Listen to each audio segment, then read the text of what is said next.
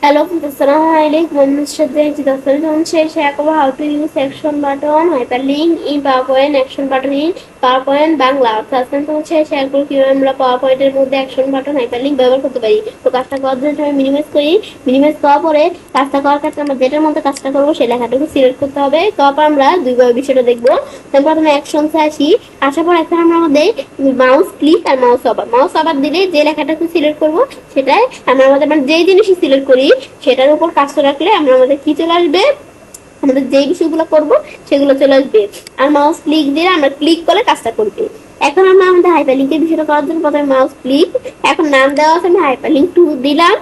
তো এখন আমরা আমাদের এখান থেকে আমরা কি দ্বারা হাইপারলিংক করব। আমি যদি নেক্সট স্লাইড দিয়ে পরের স্লাইডটা প্রিভিউ দিলে আগের স্লাইডটা আমি ধরো লাস্ট স্লাইড দিলাম, দেওয়ার পর প্লে সাউন্ড আমি ধরো একটা সাউন্ড দিয়ে দিই, ধরো আমি চিন দিলাম, দেওয়ার পর আমি ওকে দেই। দেওয়ার পর এখন আমি যদি আমরা এই স্লাইড শো সেখানে আমি এটার উপর এরকম হাতের মতো আসলে ক্লিক করি, এদের এরকম একটা কিন্তু আমার সুন্দর একটা সাউন্ড দিয়েছে আর এখানে কিন্তু লাস্টের স্টাইলটা চলে আসছে। আবার আমরা যদি আমরা এটা সিলেক্ট করি, এই যে এখানে আসলে আমরা এটা সিলেক্ট করে অ্যাকশনসে আসি। এরপর আবার যদি আমি এটা নাম দিয়ে দিলাম, এটা নাম দিলাম, এখন আমি ধরো আবার মাউস ওভার আসি, মাউস ওভার আসলে আমার মাউস ওভার করতে পারি এই হাইপারলিংক 2। এখন আমরা হাইপারলিংক কিসকে হাইপারলিংক করবো, আমি ধরো আমাদের ধরো এখান থেকে আমরা আমরা কি দিব, এই ধরো আমরা আমাদের নেক্সট স্লাইড দিলাম। দেওয়ার পর আমি যদি এখন আমার আমাদের এই যে প্লে সাউন্ড কিরকম সাউন্ড হবে এটা আমি দিতে পারি চাইলে। আমি এখন ধর এ প্লাস সাউন্ড হবে, দেওয়ার পর ওকে দিই। ওকে দেওয়ার পর আমি যদি এখন স্লাইড শো আসি, এখানে চলে আসলো। এখন আমি কিন্তু এই যে যে লেখাটা সিলেক্ট করছি এটার উপর কাজটা রাখার সাথে সাথেই কিন্তু আমরা কাজটা করবে। এটার উপর আমরা কাজটা রাখি, দেখো কাজটা রাখার সাথে সাথে কিন্তু নেক্সট স্লাইডটা চলে আসলো, একটা সাউন্ড হলো এ প্লাস এ বেশ। এটা আমি দেখলাম এই বিষয়টা কাজ করে। দেখার পর আবার আমরা এটা সিলেক্ট করি, এর ভিতরে এটা সিলেক্ট করি, তারপর অ্যাকশনসে আসি। বাস এটা আমি দেখলাম কি কাজ করে। দেখার পর আমরা আবার এখানে আসবো। আসার পরে এখন আমরা যদি আমরা এই মাউস ক্লিক আসি, এখান থেকে কিন্তু আমরা এটা ছাড়াও নানা অপশন দেওয়া আছে। আমি যদি ধরো ইউআরএল এটা দেখতে চাই, ইউআরএল আসলে আমি কোনো কিছু একটা ইউআরএল দিতে চাইলে ইউআরএল দিতে পারি। আমি ধরো দেখলাম কি হেল হেল, পরে আমি ধরো লিখলাম .com। ব্যাস লেখার পরে পরে আমরা যে এখান থেকে আমরা এর আগে www তো লিখতে হবে, www.health.com। এখন আমি যদি ওকে দেই, এখন আমরা আমাদের কি সাউন্ড হবে গরম তেলে দিয়ে দিতে পারি। আমি ধরো এখান থেকে দিলাম কি, এখান থেকে এই যে এরকম সাউন্ড হবে।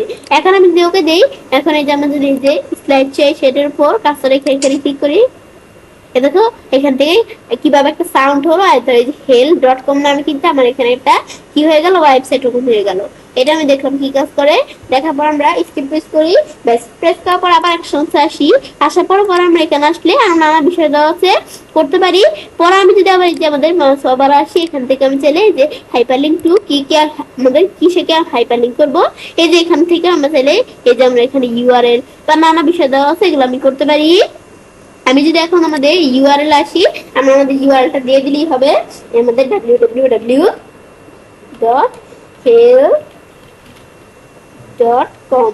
এটা দেওয়ার পর আমি এন্টার প্রেস করি, এন্টার প্রেস করার পর কিরকম সাউন্ড হবে এটা আমি এটা দেখা দিলেই হবে। তারপর ওকে দিই। এখন আমি যদি আমরা এখানে এসে এটাকে আমরা এটার উপর আমরা ক্লিক করি, যেটার উপর মাউস পয়েন্টার রাখি, মাউস পয়েন্টার রাখলে কিন্তু চলে আসলো। এখন আমাদের মাউস পয়েন্টার রাখলে এটা চলে আসে কেন, কারণ যেহেতু যে আমরা ওভার দিছি, ওই যে ওভারের বিষয়টা দিছি মাউস ওভার, সেই ক্ষেত্রে মাউস পয়েন্টার রাখলে কাজটা করবে।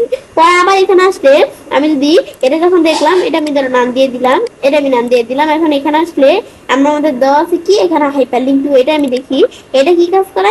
আমি এখান থেকে এই বিষয়গুলো ছাড়াও আরেকটা অপশন দেওয়া আছে কি, আদার ফাইল।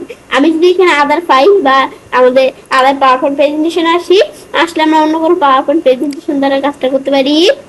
আমি ধরো এখানে পাওয়ারপয়েন্ট প্রেজেন্টেশন কি, আমি যদি এখানে ডাবল ক্লিক করি, এই যে আমাদের দুইটা পাওয়ারপয়েন্ট প্রেজেন্টেশন আছে, ইচ্ছে অল পিকচার আর ইচ্ছে আমাদের অল পিকচার নাইস প্রেজেন্টেশন। আমি ধরো ইচ্ছে অল পিকচার নাইস প্রেজেন্টেশন দিয়া ওকে দিই। এখন আমরা আমাদের এখান থেকে এটার মধ্যে আমরা আমাদের কোন ইটা থাকবে, আমি ধরো এই যে নুসরাত জাহান ইচ্ছে যেটা, এখন আমি যদি ওকে দেই, দেওয়ার পরে এখন আমাদের কিরকম আমাদের সাউন্ড হবে এটা দেখায় দিলেই হবে। আমি ধরো এখান থেকে সাউন্ড দিলাম কি বুম, পর আমরা ওকে দিই। এখন আমি যদি আমাদের এই স্লাইড আছে, এখন এটার উপর আমি যদি ক্লিক করি, দেখো আমরা কিন্তু এরকম একটা সাউন্ড হলো, আর এই যে এখানে কিন্তু এই যে এরকম একটা আমাদের স্লাইড চলে আসলো। এখন আমরা কিন্তু এটা দেখলাম কি কাজ করে। দেখার পর আবার আমরা এখানে আসার পর আমাদের অ্যাকশনসে আসি। এটা দেখার পরে আমরা আমাদের এখান থেকে চাইলে এই বিষয়গুলো কিন্তু আমরা করতে পারি। ব্যাস এটা দেখলাম কিন্তু এই বিষয়টা কাজ করে, এভাবে কিন্তু আমরা এই বিষয়গুলো কাজ করতে পারি। এখন আমি যখন এটা দেখলাম, আমি ধর অ্যাকশনস আইসা এগুলো আমি সব টিক উঠিয়ে দিলাম, নান করে দিলাম। এখানে তো আমার নান করা থাকবেই। ব্যাস পরে এখান থেকে আমরা সব নান করে দিলাম। এখন ওকে দিই, ব্যাস হাইপারলিংকটা কিন্তু উঠে গেল। এখন আমরা আমাদের যদি কি করতে চাই, আমরা আরেকটা মাধ্যমে বসি করবো, আরেকটা ওয়েসে। সেটা কি ওয়েস, সেটা দেখার জন্য আমি ধরো আমরা এখানে আসলাম, ব্যাস এই সাইডে আসলে এখন আমি ধরো আমরা আমাদের এই বিষয়টা যে করবো, সেই ক্ষেত্রে আমি চাইলে এই শেপ সাইজা একটা অ্যাকশন বাটন নিয়ে কিন্তু কাজটা করতে পারি। এই ধরো যেরকম অ্যাকশন বাটন, এখান থেকে আমি ধরো আমার কিরকম অ্যাকশন বাটন নিব, আমি ধরো এরকম একটা অ্যাকশন বাটন নিলাম। এখন টান দিয়ে ধরো এখানে কিন্তু একটা বড় করে আমরা অ্যাকশন বাটন আনলাম। এখন অ্যাকশন বাটনটা ছাড়ার সাথে সাথে কিন্তু যেরকম অপশন চলে আসলো।